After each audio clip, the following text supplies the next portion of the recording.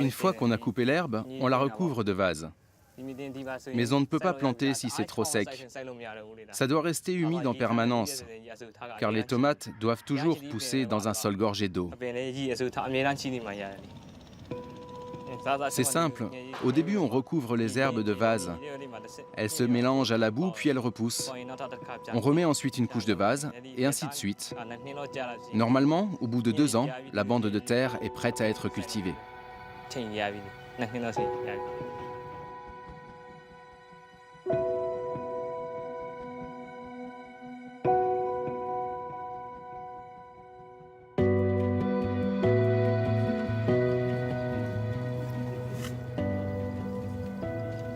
Pas assez riche pour être propriétaire, Tan cultive, à quelques encablures de sa maison, 2 lopins qu'il loue à l'année.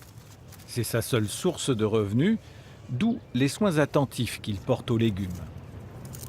Avant la période de la cueillette, il passera 8 à 10 heures chaque jour dans son jardin flottant pour étayer les rangs au rythme de la pousse. Avant de semer, je commence par faire une bande flottante de 6 pieds de large.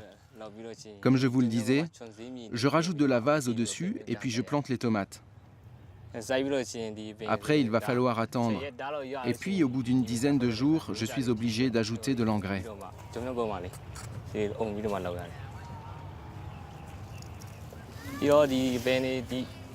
Pour garder l'humidité, je recouvre tout ça avec des algues que l'on récupère au fond du lac. Après, au bout de 30 ou 40 jours, je commence à placer les étais en bambou. 10 jours plus tard, il faut que je rajoute à nouveau de l'engrais. Si tout va bien, je récolte 65 jours environ après avoir semé.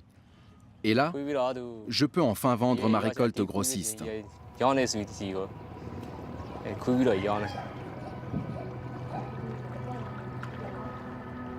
Dans ce paysage, engrais et pesticides témoignent pour l'instant des rares concessions à la modernité dans les pratiques culturales. Mais elles sont lourdes de conséquences car, au détriment de l'écosystème, les produits chimiques ne sont pas toujours utilisés correctement. Tan le sait, pour lui et sa famille, le lac nourricier est aussi devenu source d'inquiétude. À cause des pesticides que nous utilisons, le lac Inle est vraiment en train de changer. Maintenant, on ne peut même plus boire son eau.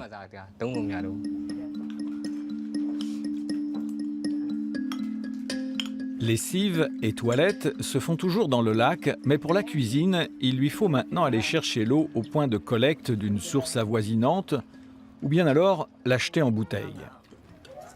Les effets de l'engrais et des pesticides suscitent l'inquiétude pour le lac, mais également chez les hommes qui travaillent généralement sans protection. Je sais que c'est dangereux pour moi, car j'utilise de nombreux produits chimiques. Ça pollue les eaux, mais aussi la terre.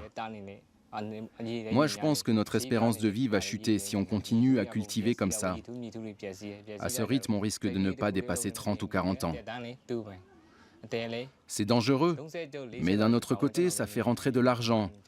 Et puis l'agriculture, c'est notre mode de vie traditionnel ici sur le lac.